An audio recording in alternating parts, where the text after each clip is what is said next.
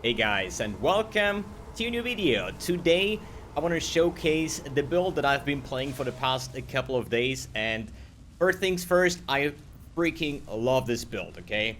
It is a mana stacking Vaal Arc Ignite Elementalist, which basically combines the three things in this game that I love the most, okay? Which is my favorite skill, Arc, my favorite damage type, Ignite, and the favorite build archetype would be mana stacking.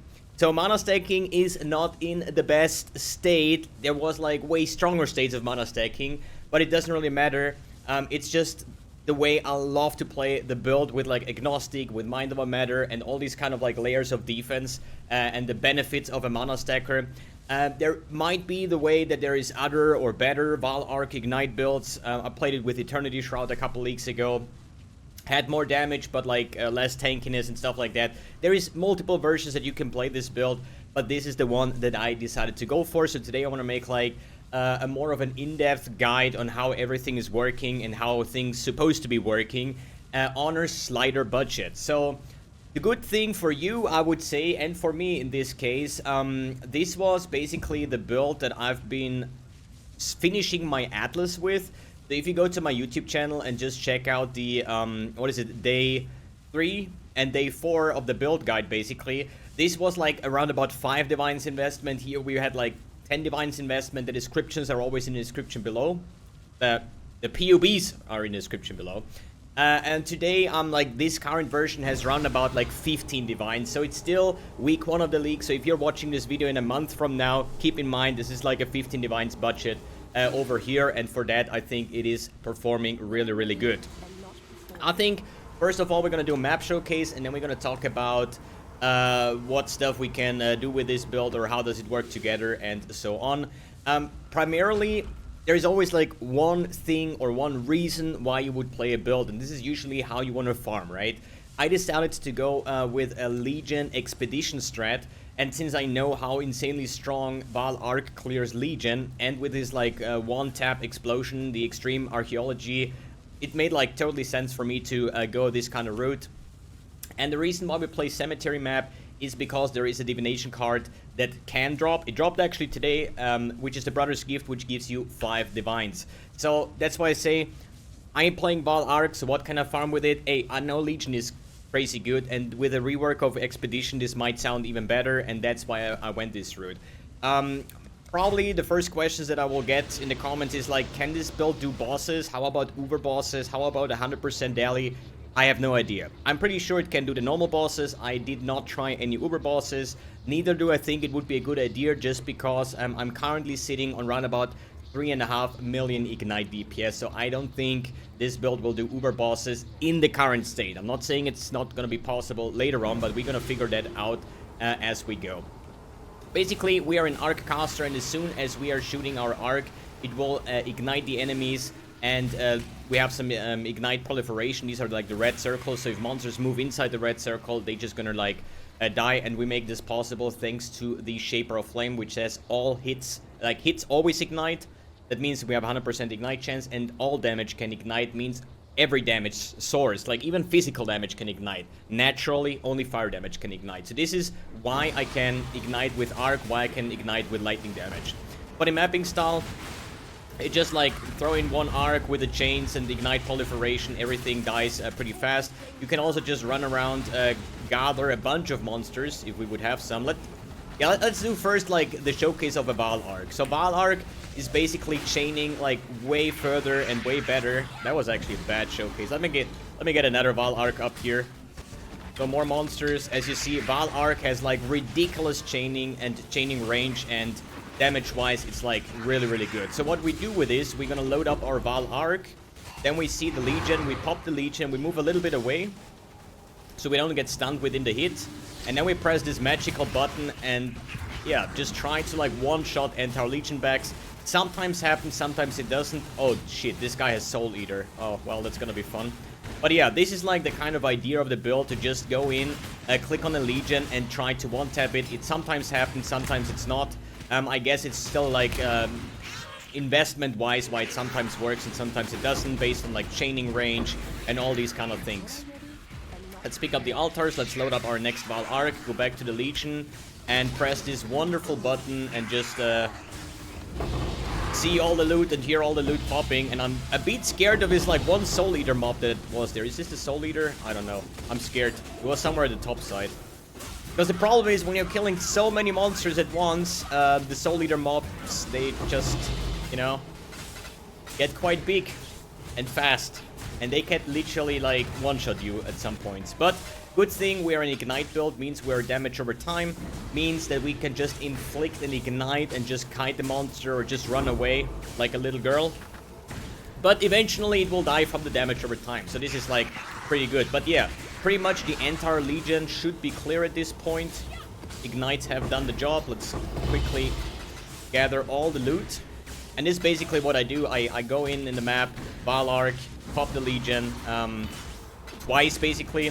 And then we're just gonna run around and clear the rest of the map. Maybe we find another expedition. So we can showcase the expedition clear as well. But usually it's a super simple one-button build that is like a lot of fun, a lot of not explosions, but ignite proliferations. Let's do the boss real quick. I have here an Arcanist brand with flammability. That's a couple of arcs here and there. Trying to proc your Ellie overload, so we're gonna try to shoot a little bit more often.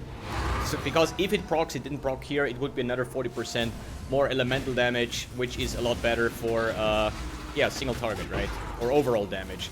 But as soon as you have like a million Ignite DPS, you have absolutely no problem clearing any type of like tier 16 map. You're just gonna feel the difference in terms of like damage when it comes to like bosses or Soul Eater monsters, like things that have like more HP. So map is almost clear. Sadly, we did not have any expedition, but it's not really a big problem. It's kind of working the same as the Legion clear. The only thing that can happen sometimes that you have like Ignite immunity monsters or what would be the other thing? Monsters immune to fire damage. You know, the explosive radius is so big that and I don't really, like, I could take my time and just read all the notes that I say, like, yo, I want to have this safe expedition. But usually I don't care about that because this is an Alk and Go strategy. It just costs me a map. Sometimes we have Legion, sometimes we have Expedition, sometimes we have both. So in that case, yeah, if an expedition breaks, it breaks, and that's about it. So that was the map showcase. I hope you guys enjoyed that one. So let's talk about the build, how everything works, and the magic behind it. But first, I'm gonna get a House of Mirrors from the stack decks. Nope, we got a Brother's Gift. I mean, that's kind of the card that drops in the map, so I guess we just made 5 Divines. I mean, the build works! Boys, the build actually works! Okay, that was, I swear, dude, this is actually scripted. This is scripted. Okay, anyways, we just made 5 Divines. That's beautiful. Good. How does this work? I don't even know where to start. We start with mana stacking, then we talk about Arc, and then about Ignites kind of a thing. So, what is the reason behind mana stacking? So, basically, stacking mana means 2 things. Scaling the offense and scaling the defense of this build. The defense of the build would basically be Mind Over Matter, which is 40% damage taken from mana before life. That means that I have basically a lot higher HP pool than I have over here. I guess it would be like in the easiest form if we say we have 3.5k life, and now 40% of the damage before life would be 1.4 multiplier. So we have around about 5k life in that regard, but it is actually mathematically more because we have a shit ton of mana regen. So, but just for the like kind of like sense of that, right? Then we are running Agnostic, which says we don't have Energy Shield, but therefore, while not on full life, we sacrifice 20% of mana per second to recover that much life. That means I'm sitting on currently 7,800 mana times 0.2, which is 20%, means we permanently have 1,560 life recover per second. And this is the beauty of the build, kind of. The thing that a lot of other builds are lacking, which is the recovery. So if they're not leeching, if they're like standing in shit, if they get poisoned, if they have a bleed on, they just die away. And this build has like a passive 1,500 life per second recovery for the life, for the cost of mana basically. So if I just stand here, you see that my life pool will barely ever move, but my mana will move. And this is because the Mind Over Matter, and as well as if I'm losing life, I will get the life back as recovery. So that basically means even if I have negative chaos resistance, I'm still gonna endure myself through poisons, through bleeds, corrupted blood, and all these kind of things. Lightning degen floors, mana siphoners, like whatever there is like dot in this game, you can naturally just out-sustain that. It's the same with like if you go Uber Labyrinth, for example, right? You just can stand in every single trap. When all the like saw blades like go through you, all you see is your mana dropping, and we have so much like mana recovery that we will never die in any labyrinth. And hands down, if I would ever decide to do a lab runner, it would probably be a mana stacker, because agnostic is just, in my opinion, like one of the best keystones in the entire game. Good.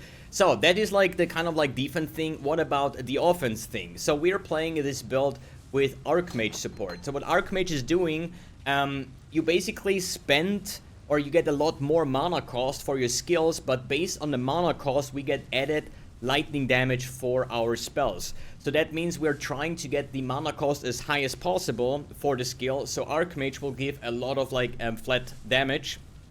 So on one hand, it's like the mana multiplier. For example, here my arc costs 109 mana, right? So now I get put in the Archmage. Now it is 1,800 mana cost, which is not the worst thing if you have like so much mana as I do. And then we also go for things like the Forethought, which also says increased mana cost of skills.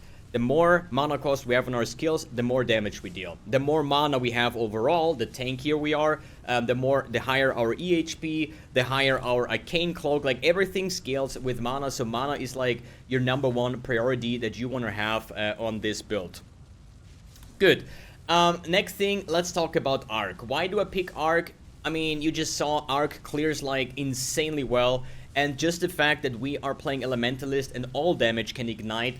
Like Arc is like a beautiful skill to set enemies ablaze, but the problem is Arc has a very bad scaling overall. I think like damage effectiveness and all these kind of things are just really not that great. Effectiveness of added damage is 120%. I think this is probably one of the lowest damaging scaling skills in the entire game, but just the way the skill works make it so freaking enjoyable to play. So if I put an Ethereal Knives, a Vortex Ignite, like all the Maw of Mischief, like all the other Ignites, they can have like a lot more Ignite DPS, but I have like the beautiful playstyle of like one-tapping Legions with like a Vaal Arc and like just like a super nice clearing skill, and I think this is one of the best clearing skills in the entire game. And I saw some other like lightning arrow builds that are Legion farmers, for example, and I'm like watching those streamers and be like, I don't know, like my mana build, like my Arc Ignite clears Legion faster than your meta lightning arrow build and stuff like that. So Arc, just a very beautiful skill. Basically, this is a pure lightning based skill, and since we're Elementalist, there is one node that is very, very strong, and this is Mastermind of Discord. Exposures you inflict applies an extra 25 of the affected resistance and regen 1% mana if you've inflicted exposure recently. That means we're gonna get huge amount of damage if we inflict an ailment. So there is one way to do it, which would be like the Searing Exile or Eater of Worlds implicit, where it says like inflict fire exposure on hit. But since we're a lightning-based build, we can also play with Elemental Equilibrium, which is a lot stronger because it inflicts a 25 exposure. So how does Elemental Equilibrium exactly work? So, hits that deal elemental damage removes exposure to those elements and inflict exposure to the other elements. That means, if I hit it with lightning damage, it will inflict cold and fire exposure. If I hit it with a combination of like lightning and cold damage, it will only inflict fire exposure. So always the opposite of what I'm hitting it, right? That means if I would have any source of fire damage to spells on my build, so Arc would deal just one single fire damage, I would not get exposure. So it is very important if you go on your tooltip of Arc that there is no fire damage. It can be cold damage, it can be lightning damage. And with the Ethereal's Promise, for example, Ellie's Extra Chaos does work because Chaos doesn't really have any exposure, but it is not fire damage. This is like very important to understand here. No fire damage, like 2 spells, flat damage to your on your skill basically. All sources of fire dot multi, increased fire damage and stuff like that is scaling fire damage. This is the one that you want to have because this is actually going to scale your ignite damage, right? But tooltip wise, no fire damage at all. So why is this actually so good? First of all, 25% exposure over here. Then we have a mastery over here that says fire exposure inflict applies, and this is important, an extra 5. This is not going to apply fire exposure, but if you have fire exposure, it's going to be 5% better, or at least -5 even more than before. So we have 25 from this one, 5 over here makes it 30, plus the Mastermind of Discord makes it 55% fire exposure, like minus fire resistance, which is going to increase the damage of our ignites tremendously. And if you have a map modifier that says players cannot inflict exposure, you actually feeling that you do a lot less damage just because the Mastermind of Discord is that strong. Another cool thing is if we're a pure lightning based build, that what we are because of the Archmage support getting flat lightning damage and the where do I have it, the Arcane Cloak, which is basically I have it on my left click. It's basically a shield, so you're gonna soak up a bunch of your mana, but therefore you get like a 5k absorb shield, and you get flat lightning damage based on how much mana did you just spend while using this skill. Another form of like flat lightning damage similar to Archmage support. So what does that do? We have a lot of like lightning damage now. And and Shaper of Storm says hits always shock, and 25% more effective lightning elements you inflict with the hits when the highest damage type is lightning, which on our arc is definitely going to happen. That means we're going to have massive shocks. And not only that, we also have a mastery, the mana mastery, which says, if I find the right one, wherever I have it, recoup.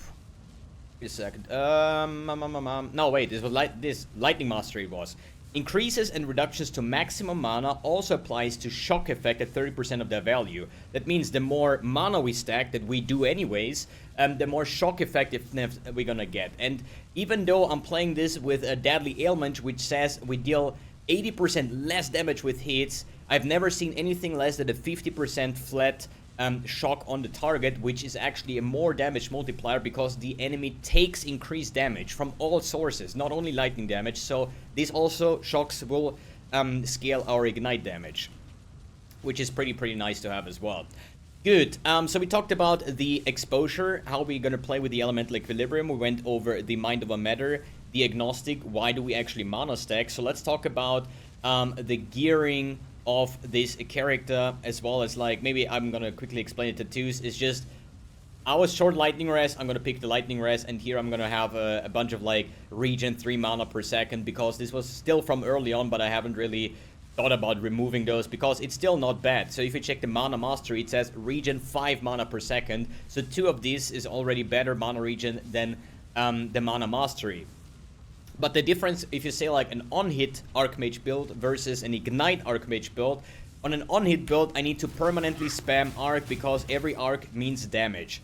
On an Ignite build means one Arc, Ignite is on the target for the next like 4 or 5 seconds, depending on your Ignite duration, and that means I have time to recover my mana, I have time to dodge abilities, so I just shoot one Arc, it's set on fire, when we're just gonna continue like playing like that. I don't have the need to like stand there and spam my arc, so that's why we can get away with less mana recovery rate overall in the build. Usually you would play something like the Cloak of Defiance, which is a mana chest that gives you Mind of a Matter, which is doubtly probably the best mana stacking chest, but first of all, the keystone Mind of a Matter is literally on the way, so it's only one single point. And the other thing is 150 flat mana does kind of hurt to not have, because with all the increases that we have from mana, it's gonna be a lot of mana, like 150 can turn into 600-700 mana overall. But I went with the Cloak of Defiance because 40% of physical damage taken is fire damage. This build does not have a lot of determination or armor, evasion, anything of these defenses are not there. We are not having endurance charges, so this build is actually very vulnerable to physical damage. So instead of investing into high amounts of armor, I'm converting the incoming physical damage with, for example, the Cloak of Defiance is 40% with a Taste of Hate, which says 15% physical damage taken from hits as cold damage. So this is already 55% of physical damage into element that will then get mitigated by my elemental resistance. And I got myself a Lethal Pride, which has a couple of physical damage from hits taken as fire damage. I think on mine it's like 3 times physical damage. So overall, I have 70% physical damage taken as element. So this little bit of a 30% that is left is not going to kill me or not going to bother me too much. So the next question might be, Why are you not going for armor? Why not running determination? Why not run grace? Why not run more defensive auras? The reason for that is we don't want to reserve any mana, because lower mana pool means lower damage and so on and so forth. And we're gonna have one free aura thanks to the like Eternal Blessing support. So usually back in the days we played Essence Worm, which means it was just a ring that says like, yo, this the aura that you have socketed into this gem is for free, and the rest is like insane mana multiplier. But over here, since we have the blessings, we can use one fixed aura, but therefore we can only have this fixed aura, but therefore it's free. So I can use my Malevolence with the Eternal Blessing, then I can go like Empower, Enhance, like I can do as many mana multipliers as I want to, because it doesn't cost any mana, but therefore we cannot have any other auras, right? So therefore no determination, no grace, and no nothing like that. In the later stages of the build with a lot more investment, I also want to go for like spell suppression cap and those kind of things, so we're gonna get the build overall a lot tankier. But with this like lower investment, I'm super fine with just converting a bunch of the physical damage into elemental and run nothing else but that with Mind Over Matter and having agnostic for the insane recovery. Good. Gearing aspect. I think overall the gear is quite cheap. I started this with less than a divine with a 5-link Cloak of Flame, and I was already blasting tier 16 maps. I don't want to say that I killed Maven on a 5-link, right? So this, I tried it, but it didn't work out well. But just saying, for the actual use case of the build with like super speed mapping, this is gonna be quite easy to get, probably less than a divine overall. So Crown of the Inward Eye is like overall a very good helmet. It is very cheap, and it gives you a transfiguration of mind. Was it like soul, body, or mind? One of those is actually saying mana is like damage or something like that. Forgot about which one it was, but this is like a very big damage aspect. We also have 21% or up to 21% max life, mana, and global energy shield. We don't have energy shield because of agnostic, but what we care about is mana, and 21% increased mana is quite a lot. The helm is pretty cheap. If you can afford it, arc chains and additional time makes the build feel smoother. Especially since one thing I want to note here on arc says 15% more damage for each remaining chain. That means every chain we add in terms of single target, it's gonna get 15% more damage for the remaining chains that we have, because my arc currently chains 11 times, means it's a lot of more damage when it comes to single target, and obviously more chains, more clearing, so it's a win-win situation when it comes to that. For the weapons, I'm not entirely sure what would be good. I just went with some cheap ones, so these were like 10-15 chaos. I mean, probably when the video is live, you will not even be able to get those weapons, and if so, then they were probably more expensive. But what do I care about these weapons? Mana, plus level of spell skill gems is pretty nice. Either lightning or all would be better, but you know, it's for a higher budget. Then something like increased fire damage, increased lightning damage, flat lightning damage, mana regeneration rate, damage over time multiplier, fire damage over time multiplier. All these kind of things do work with this, and I think this weapon is pretty good. This one is pretty similar. It just was corrupted, and therefore it was only like 10 chaos or so, but it has mana, it has some cast speed, it has dot multi, some lightning damage to spells. Pretty low rolled overall, but it has these stats that I'm looking out for, right? I did not make a POB for like super endgame, so I don't know what would the perfect one look like. I would assume it's gonna be like +1 of all spells, +1 lightning spells, and then T1 mana probably, and then go from there, kind of a thing. Or like over 100% increased lightning damage or fire damage to scale the ignites. So I guess this would be kind of the thing. One thing I want to note here, because a lot of people forget that spell damage does not increase your ignite damage. It will scale the damage of arc, but the ignite damage is going to be calculated before you actually release the arc, kind of a thing. That means, for example, if I run an expedition and there is a modifier that says immune to lightning damage, you might think that my arc will deal 0 damage, therefore not inflicting ignite, but this is not true. You know, if I use my Vaal arc there and they're immune to lightning damage, they're still gonna burn down for the ignite damage. So I don't know exactly when the calculation happens, but it's definitely before increase to spell damage, okay? So in the best case scenario, this is quite nice because cast speed, but you want to go for like scepters if possible, because a void scepter has like 40% increased elemental damage, which definitely scales your ignite damage, and spell damage is completely useless at this part. But on the budget side, you're just gonna try to get some nice mods on it, and if it's a wand with spell damage, like who the fuck cares? But it is useless on this, right? Amulet, it's series foilable, a very strong amulet, lots of mana, mana regen, and 25 reduced attribute requirements. Super cheap and very, very effective. I anointed this one with Mind Drinker, which helps with the mapping aspect because it has 2% recover mana on kill. If you want to go for more damage, you can go something like Dirty Techniques or maybe an additional curse and play double curse or something like that. This is totally up for you. I decided for the mapping aspect that Mind Drinker helps out quite good.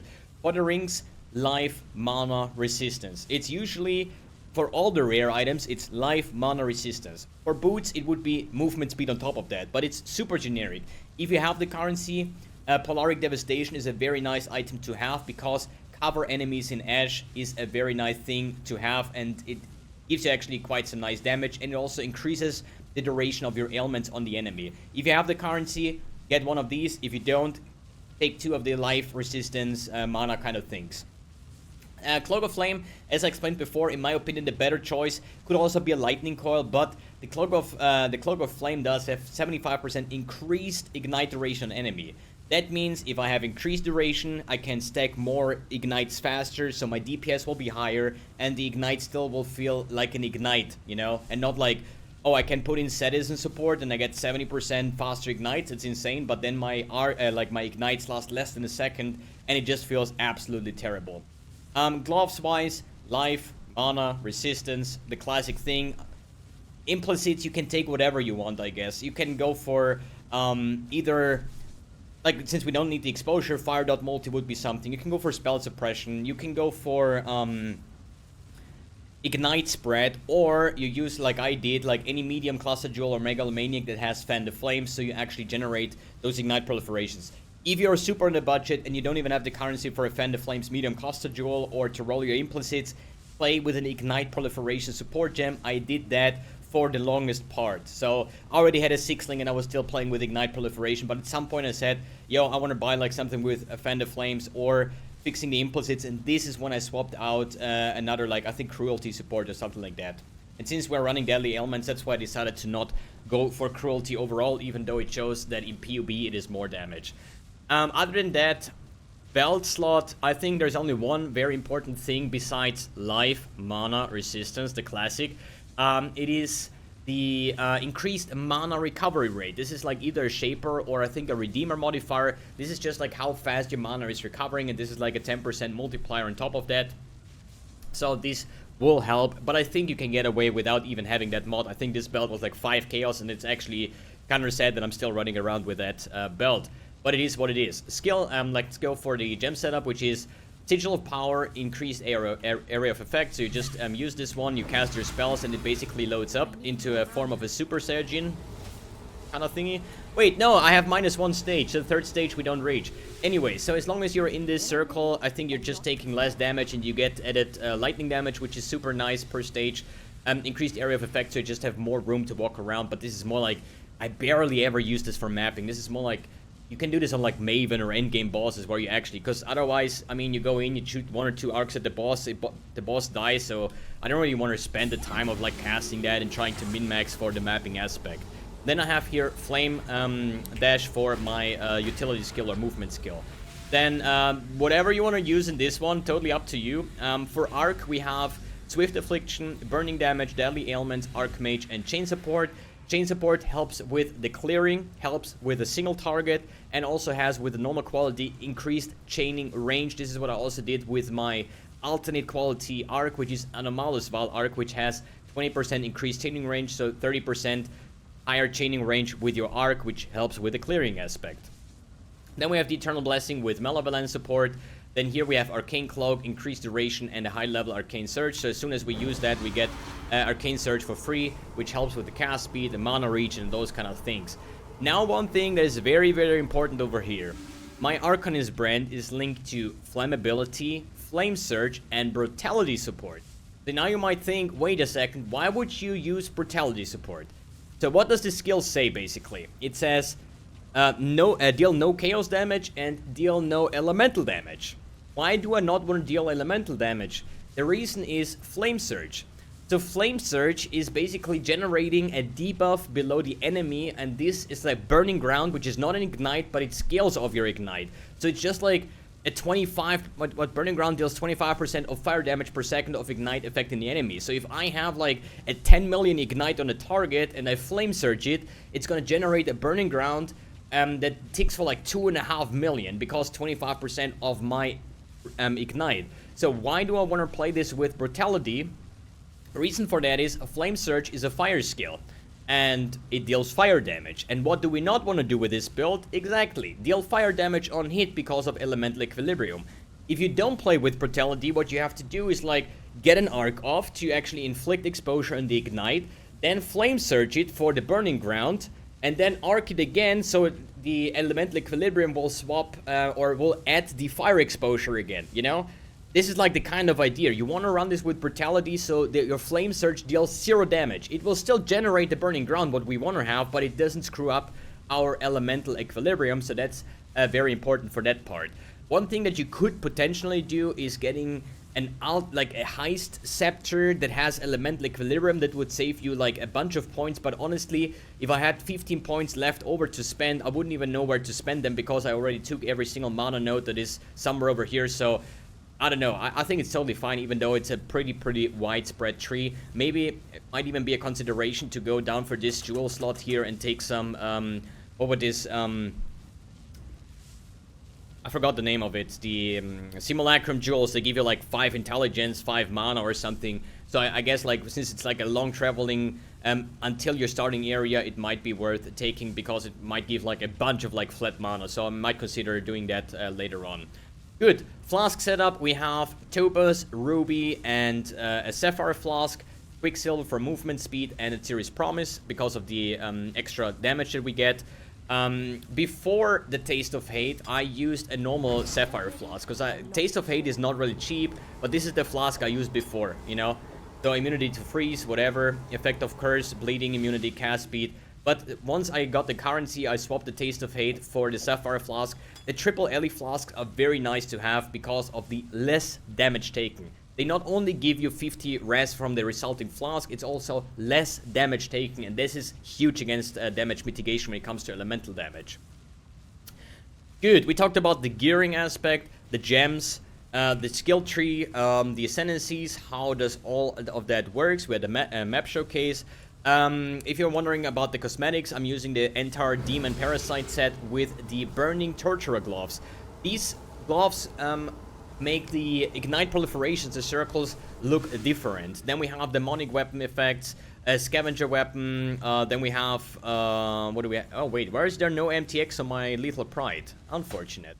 Automaton Artifact, Divine Sigil of Power, the Demonic Flame Dash, Demonic Aura Effect for Malevolence, Void Emperor's Arcane Cloak, and Celestial Brand, which actually should be... Oh wait, the red one was only Stone Brand, right? And this is Arcanist Brand. Yeah, that is unfortunate. But at least my Lethal Pride looks better now, because there is purple thingies around there. And my Watcher's Eye is actually following my cursor, which is pretty cool. Hey, MTX is a great thing. Alright, I think this should do it for the first kind of like episode of this character. I hope it helps you understand how this build actually works, so you know what kind of stats you're looking for if you want to get this build going. I will continue playing this build, farm more currency, add some more tweaks to it. As I said, I want to get double curse, I want to get spell suppression capped, I want to be crit immune, I want to get ailment immune, I want to do like so many more things, but this will ramp up the investment of the build, like obviously. But I hope you guys enjoy this kind of version. If you have a lot more currency than I do, then all you have to do is like wait, because there will be an update video, I guess. And for all the other people, I hope you guys enjoy the build. I'm having lots of fun, and I can definitely recommend playing something like that, because mana stacking is off meta anyway, so items are somewhat on the cheaper side. Alright guys, thanks for tuning in, thanks for watching, and see you in the next video.